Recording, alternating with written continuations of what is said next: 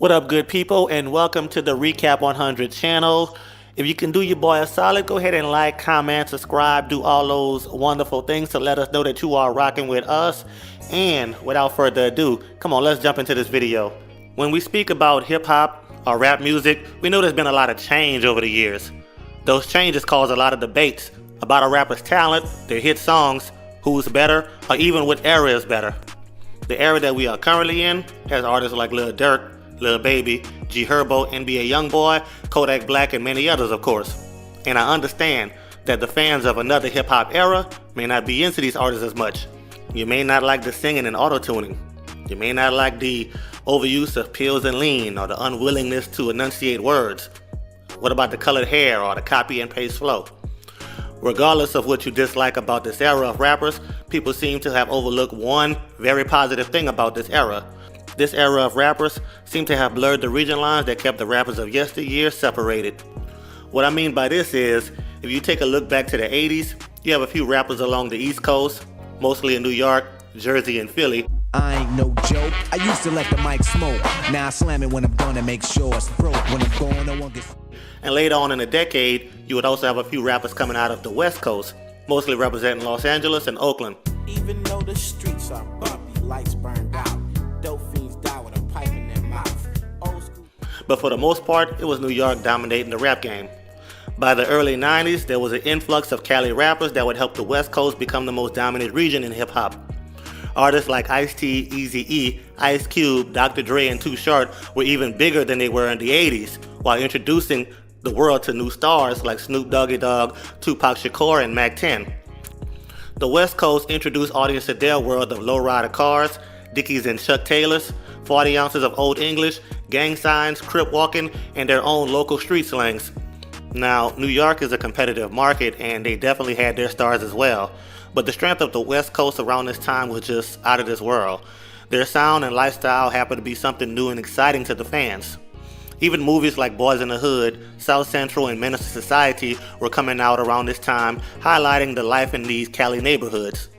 Not only did New York not like this, but they even refused to play Cali rappers on their radio stations. And of course, this helped to spark more attention between the two regions, and a few diss records were traded. The Dog Pound's New York, New York, and Tupac's Hit 'Em Up were just amongst a few.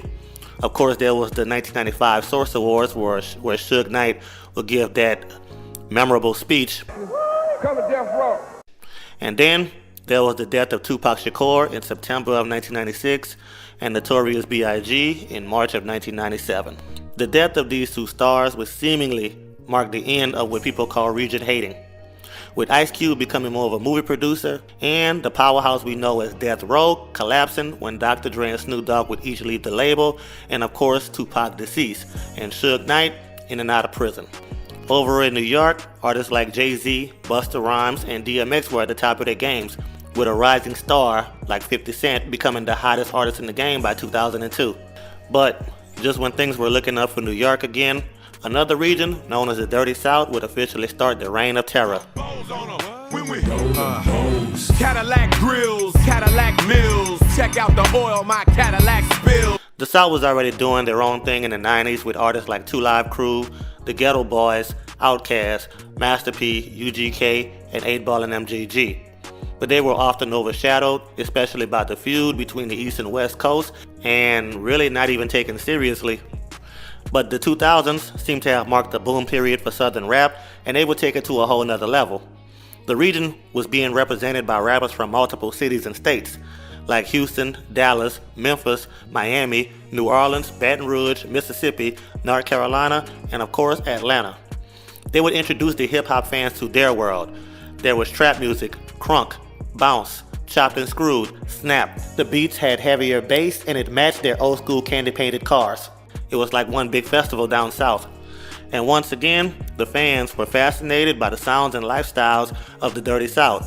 And just like the West Coast 10 years prior, the South will receive a lot of negative criticism from New York. A few minor disses were exchanged, but mostly in the form of interviews from K-Slay, Busta Rhymes, and Field Mob. UGK would release a song called Quit Hating the South, and Nas would consider hip-hop dead, which would spark tension between himself and Young Jeezy. Perhaps the final shot fired to quiet all the controversy was Lil Wayne featuring Robin Thicke in the song Shooters. See, every now and then you might hear two artists from two different regions collaborating, but with the exception of Nelly and the St. Lunatics, artists did 90% of their collaborations within their own region. New York wasn't with all the partying and dancing and country style of rap that was presented by the South. It pulled people away from the original essence of the art, being more storytelling and complex lyrics. The South had their fair share of complaints as well. They didn't like being put in the category of being just a Southern artist. For example, Nas is considered a legend, while Scarface is considered a Southern legend, similar to how a film like Forrest Gump would be considered a classic, but a film like Friday would be considered a cult classic. Southern rappers no longer wanted to be seen as minorities in a genre that they now dominated in. Even independent labels would predominantly sign artists from the same region as the CEO. Like Death Row mostly had West Coast artists, Rockefeller mostly had East Coast artists, and No Limit mostly had Down South artists. A few inter-region signings took place within the late 90s and the early 2000s, like Snoop Dogg being from Long Beach, signing with No Limit, Do or Die being from Chicago, signing with Rap-A-Lot, or Bow Wow being from Ohio, signing with So So Def. But it was still very unlikely that you would find a New York artist signed to a label from a different region. Dr. Dre might have been one of the first ones to ignore the region borders with his Aftermath label, signing a Detroit MC by the name of Eminem in the late 90s and a Queens, New York artist by the name of 50 Cent by the early 2000s. It would be the rise in popularity of Lil Wayne and the takeover of Cash Money Records that would start to take things even further. Not only would Cash Money sign a Toronto native that goes by the name of Drake, they would also sign Nicki Minaj from Queens and Tyga from Cali. With Cash Money getting out of their own way and aiming higher, there seemed to be a shift in the culture. DJ Khaled, who is also from New Orleans, had already established a name for himself through inter-region collaborations, pairing a variety of artists from many different cities together on some of his biggest hits, like We Taking Over, I'm So Hood, Do You Mind, You the One, Never Surrender, and God Did. Good Music, Maybach Music, and Rock Nation would also start to go beyond borders for signees. Now, in a way, New York will always have the last laugh because they somewhat control the narrative. I mean, New York is the birthplace of hip-hop, so I can kind of understand when they feel like another area or another region is ruining the art.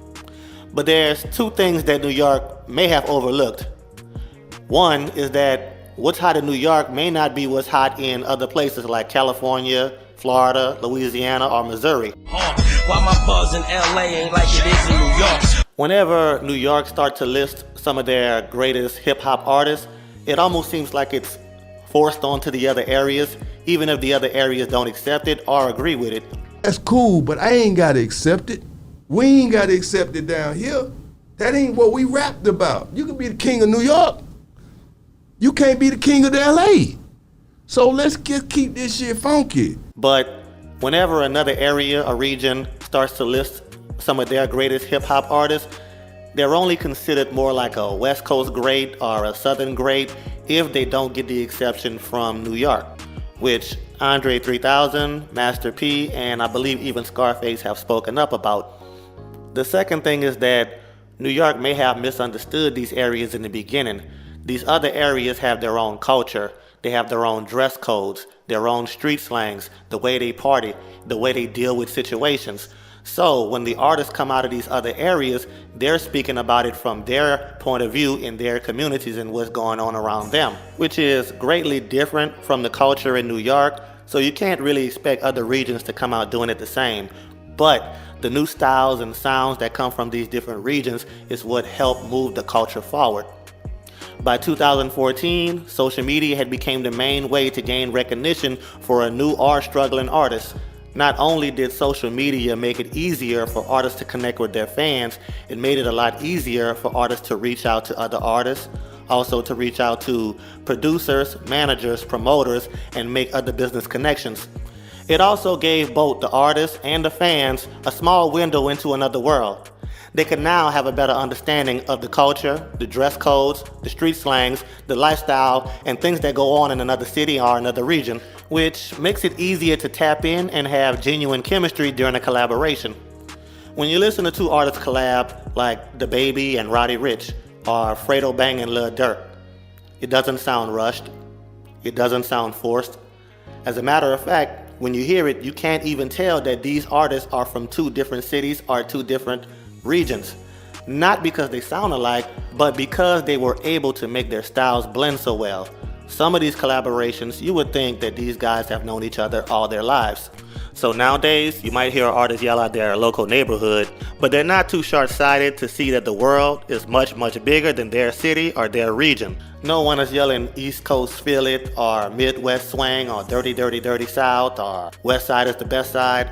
It's all about making great music, keeping their fans happy, and getting to the bag. That's all that matters. I appreciate y'all checking out another Recap 100 video. Go ahead and like, comment, subscribe, do all those wonderful things to let us know that you are rocking with us. And until next time, be blessed. Peace.